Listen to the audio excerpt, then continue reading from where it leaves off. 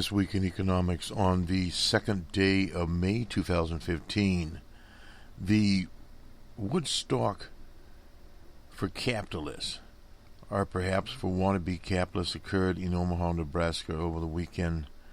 On the 2nd of May and also on the 1st of May. It's a carnival-like atmosphere that appears there, or occurs there, I should say, every May. It's interesting that the Oracle of Omaha would have his annual fest on wait a minute here. Just a second here. On May 2nd and May 3rd, I was thinking of obviously something else here. I'd gotten behind in my days, unfortunately. It happens when you work at night. But nonetheless, the Oracle is in his festivities. It'll end tomorrow. Let me go very quickly here to the hometown newspaper that's also a property of Berkshire Hathaway. There in it. This is the shareholders meeting.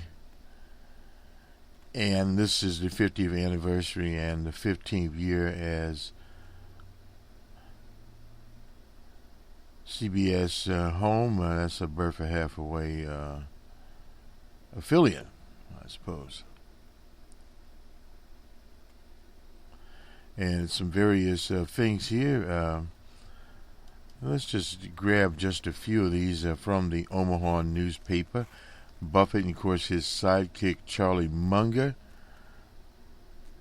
They were together again on Saturday. They've been around for 56 years.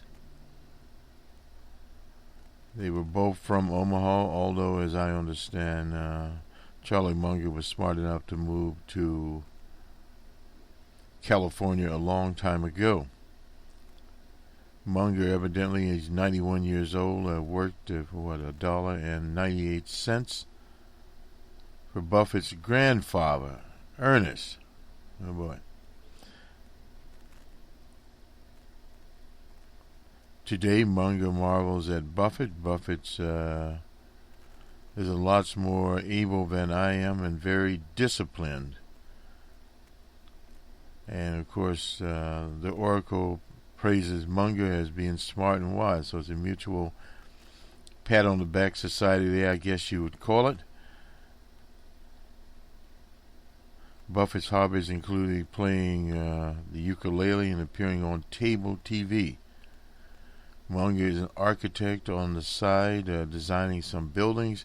He supports multi-million-dollar donations to universities. The two get along personally, saying they may disagree about investments or politics, but they've never had an argument. Very unusual there.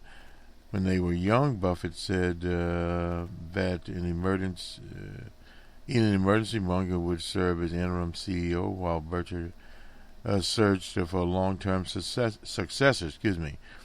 Age has overtaken that plan. Buffett is 84 and Munger is 91.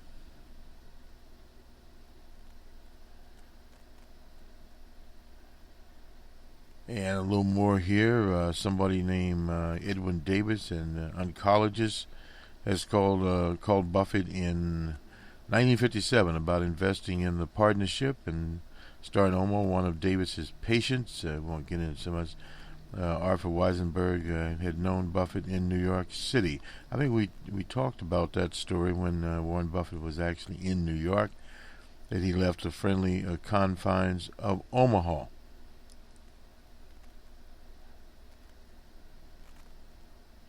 So it's a little bit of the story there. Davis soon invested $100,000 with Buffett. Buffett was 27 years old at the time. And I won't go into too much more of the story here, but basically it was a club started out there. Buffett and Munger took their wives to Johnny's Cafe, whatever that is. Munger skipped out on the booth and rolled on the floor with laughter. I'm not sure what this is. This is from Omaha, paper here. common backgrounds. Buffett told before Munger became vice chair, he is a smart and a high-grade guy I've ever ran into. Even before they bet, Buffett and Munger had common interests. Both worked at Buffett and Sons grocery store. Was run by Warren's grandfather. It was Ernest. So they worked there. Nonetheless, during a 2006 visit to the grocery, now restored and occupying by a bank branch of all things. Excuse me. So anyway, this is a little bit of the personal stuff here from the Omaha newspaper. You'll probably never hear it anywhere else. Munger advises Buffett directly on investments and other ideas. Charlie can analyze and evaluate any kind of deal faster and more accurately than any man alive. Well, that's very interesting there. Munger's family invested for several years before he made a suggestion to Buffett. That was in BYD. The Berkshire Mid-American Energy Division, now called Berkshire Energy, paid $230 million for 10% ownership there, and so it moved along there. Munger recruited Tom Combs, a money manager from Greenwich, Connecticut, to be one of the top investment managers. So they talk about succession. There are people around there. Munger and Buffett followed the cigar butt practice early in their careers to build the first $200 million to $300 million in value. When it comes to investment philosophy, Benjamin Graham's investment method was to buy underpriced securities and hold them until the value boost their market price and sell them. Often they were cigar butts, out of favor businesses that didn't, and that's the definition there, didn't have a long life ahead, but still could emit a few puffs of profit. So they follow that, buy low, sell high, nothing unusual there. Munger later wrote that Warren Buffett had never learned anything new after graduating from the Columbia Business School. Buffett would be a pale shadow of himself. Probably no doubt about that Columbia was enough to make anybody rich there. And Buffett's an interesting person with interest in many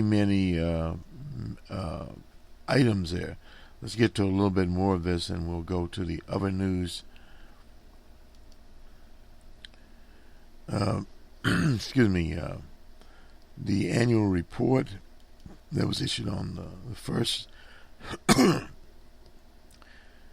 And this is just an overlay here.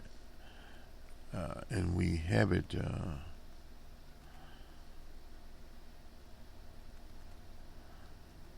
here, and I'm not sure why we're having a little bit of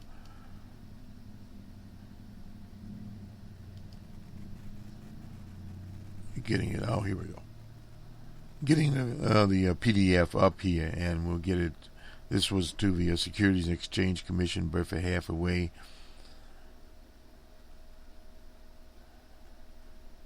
And we'll get to the numbers. Cash and cash equivalent.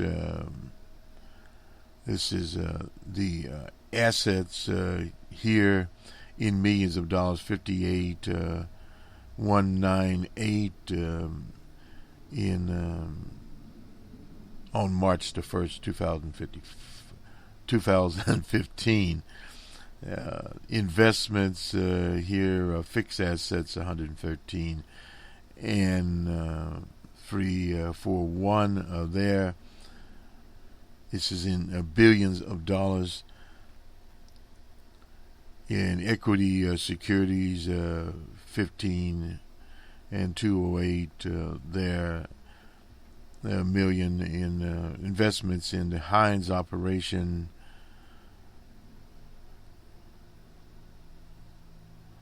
1149 of there,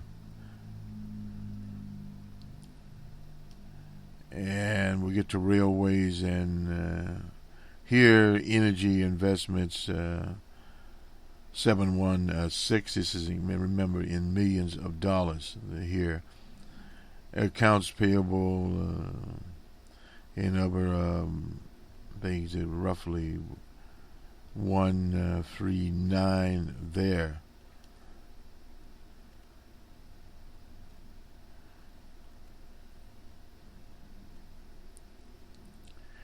And insurance premiums there, 954. There, sales and revenue 122. There in millions of dollars there.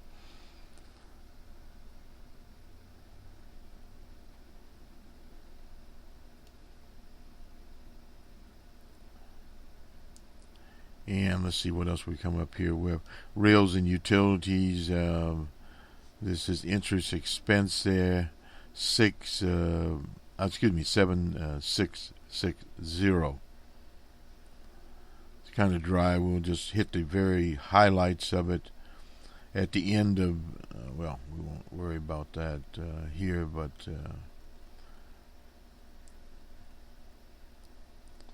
They are in a very, very good shape, no doubt about that, as far as where Berkshire Hathaway is in various things, raw materials, etc. If you go over that, and this is what Mr. Buffett advised people to go to find out what is going on here. The conversion of Class A common stock there at 836. It's almost $1 billion, 491 there, and very, very expensive item to look at. And we'll just jump down here because we want to get to. We usually spend a little bit more time on this, but we aren't today. Clayton Homes. This is one of the things that he's criticized as a predatory operation. Has risks in it, but what Mr. Buffett does not understand with these various risk operations, there is a social responsibility and I would venture fiduciary responsibility also. Now, the pre-tax income there was $149 million for the first quarter of 2015, an increase of $34 billion. That's 30% compared to the 2014 earnings. Continue to benefit from lower loan loss on installment portfolio. The default in loans previously reflected fewer delinquencies and foreclosures, while the decline in interest expense was primarily due to low rates. As of the 31st of March 2015, approximately 96% of the aggregated subsidies installment plans were currently in payment status. Traditional family housing market received significant interest rate subsidies from the U.S. government through agency-insured mortgage for the most part. These subsidies are not available to factory-built homes despite competitive disadvantage. Clayton Homes remains a large manufacturing houses. The largest, in the U.S., and we believe it will continue to operate profitably. Pre-tax earnings in the first quarter of 2015 from our transportation equipment leasing business were $205 million, an increase of $23 million there. Their car, furniture leasing, our share there, commercial mortgage business there. Let's see, what was that? $30 million there, and first quarter earnings for our. In addition, other earnings include income from interest spreads charged to Clayton Homes on borrowing by Berkshire Hathaway financing subsidiary. In other words, they care of the loans. Installment payments are made by Clayton, and debt guaranteed fees charged to NetJet corresponding there are included in Clayton Homes. And